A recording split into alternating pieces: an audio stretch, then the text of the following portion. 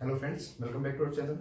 अब भाई next unit start करते हैं एनसीईआरटी बुक के अकॉर्डिंग में। That is the unit 6 work energy power.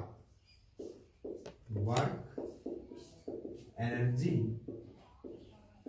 And power. ठीक है भाई, तो सबसे पहले हम डिफाइन करेंगे वर्क को। तो वर्क आपने पहले ही पढ़ा हुआ है भाई। वर्क क्या होता है कि जो भी हम काम करते हैं वो वर्क होता है। ठीक है, मींस काम कैसे करेंगे कि आप किसी भी ऑब्जेक्ट पे अगर फोर्स लगा रहे हो, अगर ऑब्जेक्ट पे आपने फोर्स लगाया तो कुछ डिस्टेंस कवर करेगा, तो उस डिस्टेंस कवर करी है फोर्स के रिगार्डिंग में, that is known as the work. Clear है। अब सपोज करता हूं कि भाई आप क्या करते हैं, सपोज कर लेते हैं यहां से कि आप कोई बॉक्स है, यहां पे ये बॉक्स है, इस बॉक्स के आपने क्या किया, एक फोर्स अप्लाई किया। फोर्स अप्लाई किया किसके रिगार्डिंग में, सपोज करता हूं ये आपके पास एक एक्स एक्सिस के टर्म में है तो एफ एक्स मान लिया, और ये आपके पास रिगार्डिंग वाई एक्सिस के टर्म में है तो ये वाई मान लिया। तो आपके पास जो फोर्स अप्लाई आपने किया वो इस डायरेक्शन में हुआ, that is the force apply with an angle. कोई एंगल है आपके पास, कोई एंगल तो होगा ही तभी तो आप फोर्स लगाओगे। सपोज करता हूँ ये ऑब्जेक्ट अब क्या करता है, कुछ टाइम टी इंटरवल में ये ऑब्जेक्ट यहाँ पहुंच जाता है कुछ डिस्टेंस कवर करके, मींस ये यहां से चला और ये डिस्टेंस कवर करके, सपोज करता हूँ एक्स डिस्टेंस डिस्प्लेस करके आ गया, तो ये आपके पास एफ एक्स हो गया और ये आपके पास एफ वाई हो गया। क्लियर है। तो आपके पास वर्क डन जो क्या बताया, वर्क डन बताया आपके पास W इज इक्वल टू में एफ डॉट एस, या फिर दूसरे टर्म में मैं बात करूं that work done is equal to में जो फोर्स के साथ में डॉट प्रोडक्ट है तो मैं कोस थीटा यूज करता हूं, कोस थीटा।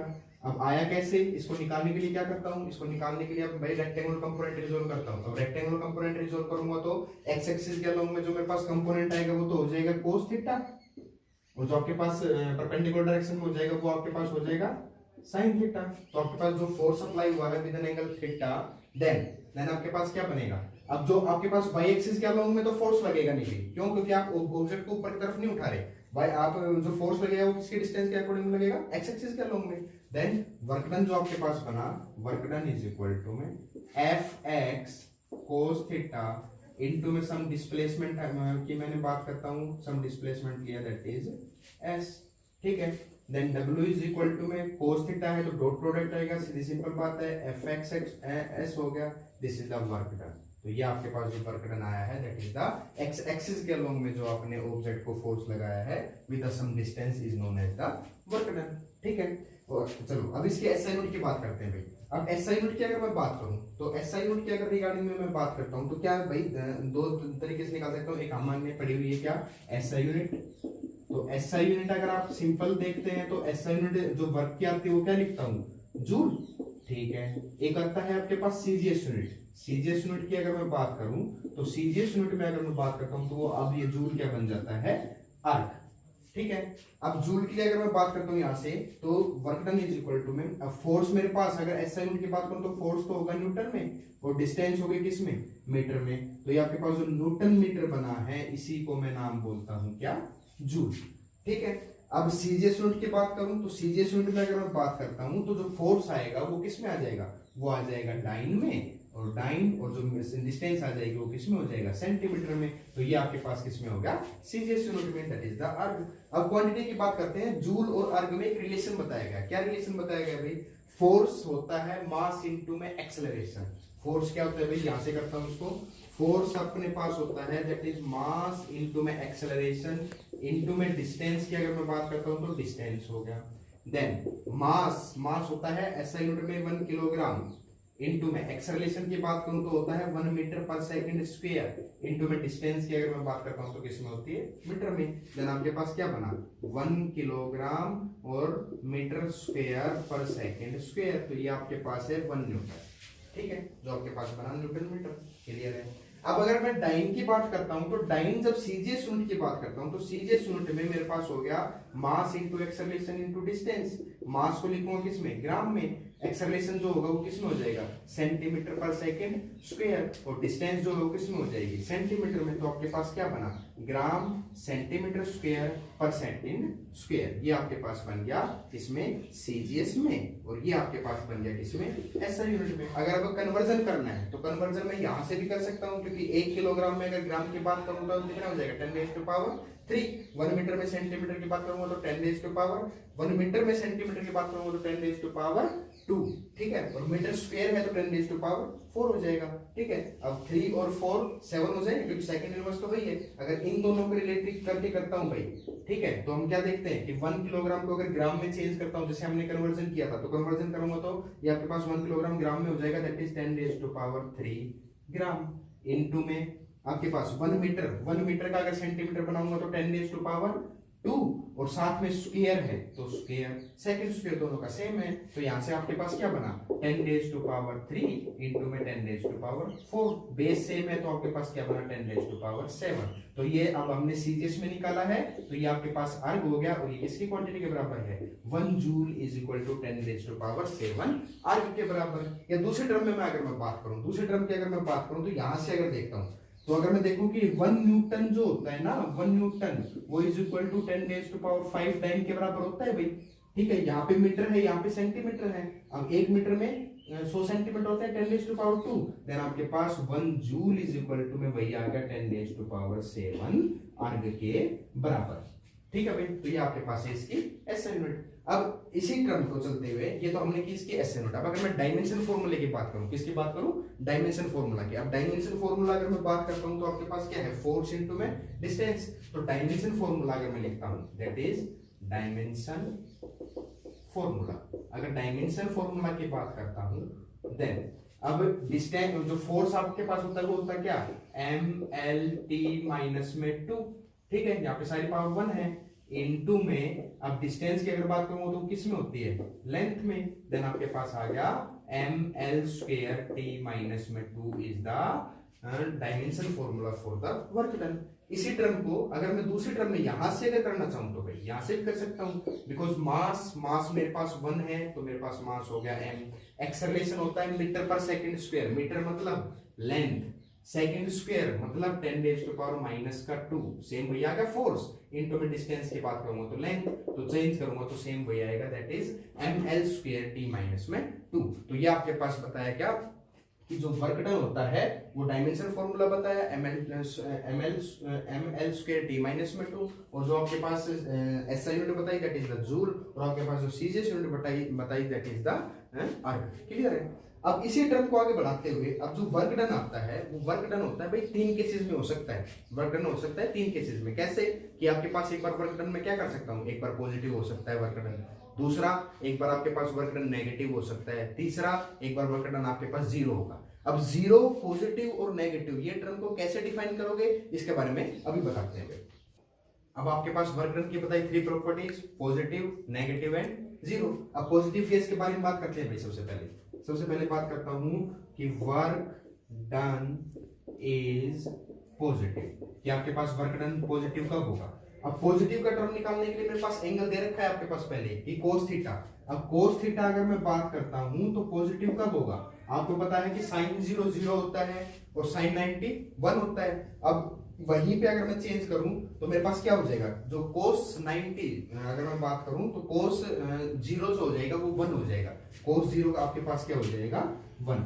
कहने का मतलब अगर मैं यहाँ पे वैल्यू बात करूं तो cos थीटा, अगर थीटा की वैल्यू को मैं रख दूं 0, या फिर मैं कहूं कि एक्यूट से कम लेस देन 90, अगर लेस देन 90 भी रखता हूं या फिर 0 रखता हूं तो आपके पास वर्क डन आएगा दैट इज द पॉजिटिव। क्यों, क्योंकि आप यहां से देखते हैं बिकॉज वर्क डन मैंने पढ़ा हुआ है F S cos theta, then work done is equal to में एफ एस cos 0।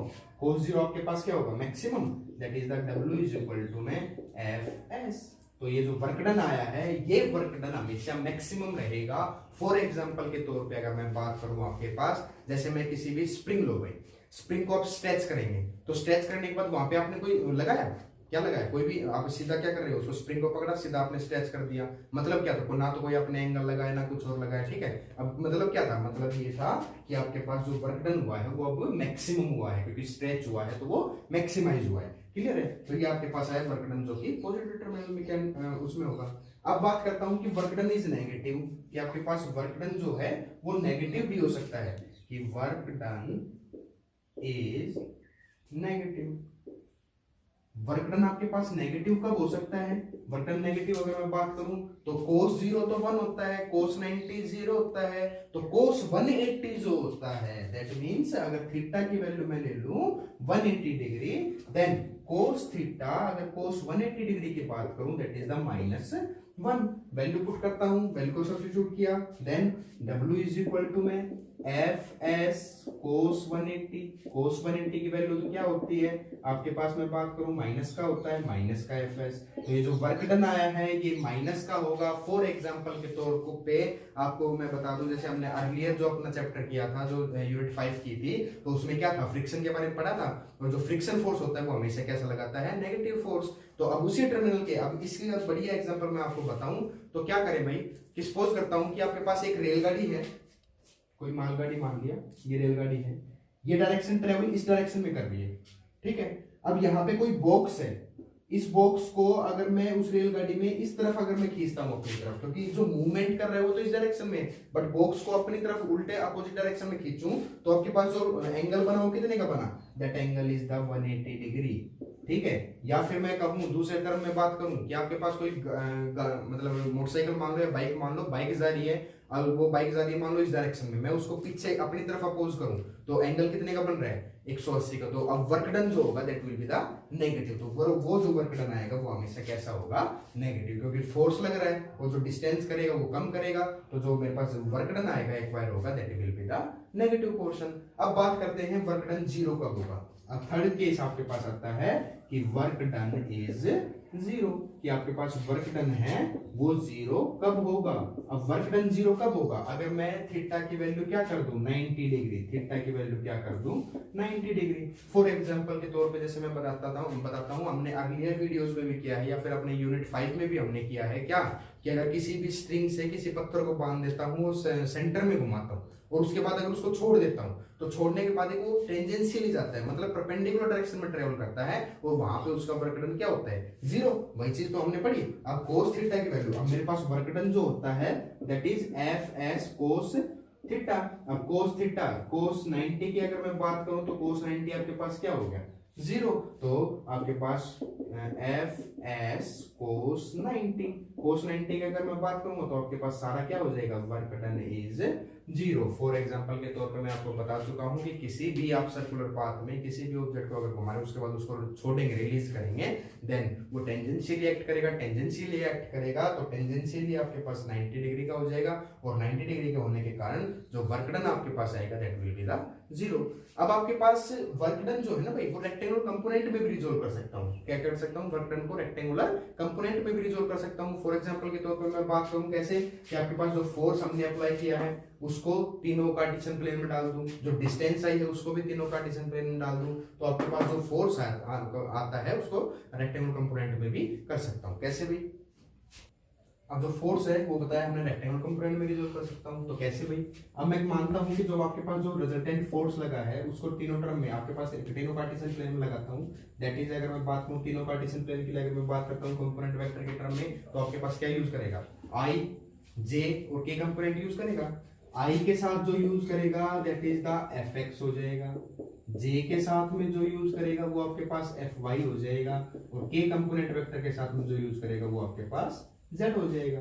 या फिर अब डिस्टेंस की बात करूं तो डिस्टेंस आपके पास x एक्सिस में i हो जाएगा, दैट इज i x, और आपके पास y एक्सिस की अगर मैं बात करूं तो j हो जाएगा j y, और अगर z एक्सिस की बात करूं तो k कंपोनेंट z हो जाएगा। अब वर्क डन जो मैंने पढ़ा है वो क्या पढ़ा है, f dot s cos theta, rectangular component लगा रहा हूं तो cos थीटा तो सीरियस की बात है, then w is equal to मैं f की वैल्यू को लिखता हूं i f x प्लस में j f y प्लस में a f z इनटू में आपके पास जो आएगा दैट इज द s पे डॉट प्रोडक्ट है, देन s की वैल्यू अगर मैं लिखता हूं that is i x plus में j y प्लस में k z, ठीक है।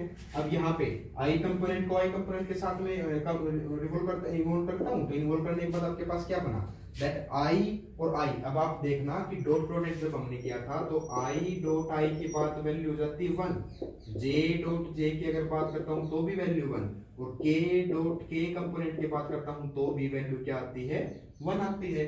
बस इसका इनवर्स अगर मैं कर देता हूं कि आई जे कर दूंगा तो 0, तो आपके पास जे के कर दूंगा तो 0, और आपके पास के आई कर दूंगा तो भी क्या आएगा 0। ये प्रॉपर्टीज होती हैं किसकी, डॉट प्रोडक्ट की, जो आपके अगर आपको समझ नहीं आ रहा है तो हमने फर्स्ट चैप्टर में जो अपनी वीडियो अपलोड की थी तो आप उन प्रीवियस वीडियोज में जाके वो देख सकते हैं। तो डॉट प्रोडक्ट जो आपने यूज किया, तो डॉट प्रोडक्ट के अकॉर्डिंग में अगर मैं यहाँ पे मल्टीप्लीकेशन करता हूँ देन आई डॉट आई, तो क्या आपके पास बन गया आई डॉट आई 1 हो जाएगा, दैट इज आपके पास बन गया x F x only, plus में जे डॉट जे आपके पास क्या बन जाएगा 1, तो आपके पास क्या बन गया वाई एफ वाई, प्लस में के डॉट के की वैल्यू क्या आ जाएगी आपके पास 1, तो आपके पास क्या बन जाएगा जेड एफ जेड। तो ये जो आपके पास आया है that is the work done in the rectangular component if the component in the 3D। अगर 3D कंपोनेंट में अगर मैं बात करता हूं तो वो आपके पास क्या आ सकता है, इस फॉर्मेशन में कंपाइल करेगा। ठीक है भाई, तो आप इसी टर्म से भी आप न्यूमेरिकल पोर्शन होगा वो इस टर्म से भी दे सकते हैं आपके पास, या फिर मैं कहूं कि न्यूमेरिकल पोर्शन होता है वो सीधा डायरेक्ट भी दे सकते हैं आपके पास।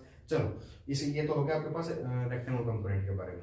अब जो वर्क डन है ना भाई, अब हमने जो बताया आपके पास जूल और आपके पास जो क्या एक आरबी क्वांटिटी बताई है, जो इसकी एसआई यूनिट बताई थी वो होती है बेटा एब्सोल्यूट, सॉरी वो क्या होती है एब्सोल्यूट क्वांटिटी। कैसी क्वांटिटी बताई आपने, एब्सोल्यूट क्वांटिटी, कहने का मतलब जो जूल और अर्ग की वैल्यू लिख रहे हैं, जो जूल और अर्ग लिखा है these are the absolute values. अगर मैं बात करूं कि ग्रेविटेशनल एक आपके पास वैल्यूज होती है, तो ग्रेविटेशनल वैल्यूज की अगर मैं बात करूं तो ग्रेविटेशन वैल्यूज की अगर मैं बात करता हूं देन आपके पास क्या बनेगा कि मेरे को पता है कि W इज इक्वल टू में क्या होता है एफ एस, तो आपके पास W इज इक्वल टू में जो फोर्स आएगा वो आपके पास क्या आ जाएगा 1 किलोग्राम फोर्स के बराबर, किसके बराबर 1 किलोग्राम फोर्स इनटू में आपके पास किसका 1 मीटर का डिस्टेंस। ठीक है, तो आपके पास जो 1 किलोग्राम और जो फोर्स अगर आप कंपाइल करेंगे तो जो एक्सेलरेशन जो मेरे पास प्रोड्यूस करता है दैट इज द 9.8 न्यूटन।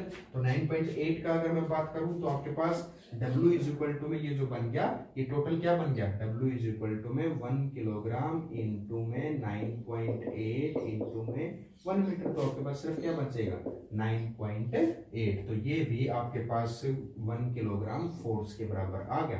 कहने का मतलब जो वर्क डन है वो ग्रेविटेशन वैल्यू की अगर मैं बात करता हूं तो वो किसके बराबर आ जाएगा 9.8 किलोग्राम फोर्स के बराबर। अगर यही चीज अब अगर मैं क्या कर दूं, अब 1 किलोग्राम की बजाय अगर इसका एसआई यूनिट सीजीएस में निकालूं तो 1 किलोग्राम का क्या बन जाएगा ग्राम बन जाएगा। तो इसी टर्म को यहाँ पे अगर मैं लिखूं then W is equal to में, तो W आपके पास क्या हो जाएगा, तो जो 9.8 है जो हमने लिखा है किलोग्राम फोर्स, अब वो किस में चेंज हो जाएगा then W is equal to में 9.8 किलोग्राम को अगर चेंज करूंगा तो किस में हो जाएगा ग्राम में, तो वो आपके पास कितना हो जाएगा इनटू में 1000 कर दूंगा देन 9.8 इनटू में 10⁻³ इनटू में ग्राम इनटू में फोर्स। क्लियर है, यही हो जाएगा।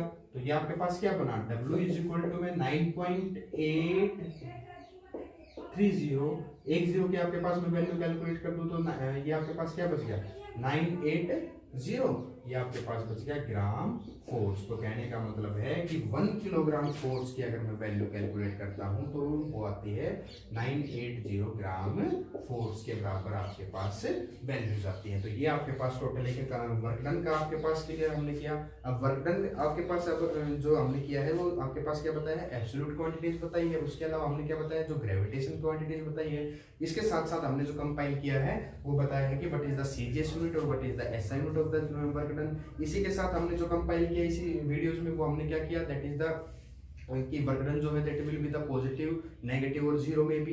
ठीक है, उसी के साथ जो वर्क डन किया वो रेक्टेंगुलर कंपोनेंट में बताया। तो ये सारी चीजें मिलकर एक वर्क डन का आपके पास डायग्राम बनाता है। अब वर्क डन जो आपके पास है वो एडियाबैटिक क्वांटिटीज में, कहने का मतलब अगर मैं ग्राफ के थ्रू आपको समझाना चाहूँ तो वो हम अपने नेक्स्ट वीडियोज में अपलोड करेंगे। सो अगर आपको इसमें समझने के लिए कोई प्रॉब्लम आती है then you can comment in the comment section. Thank you for watching us.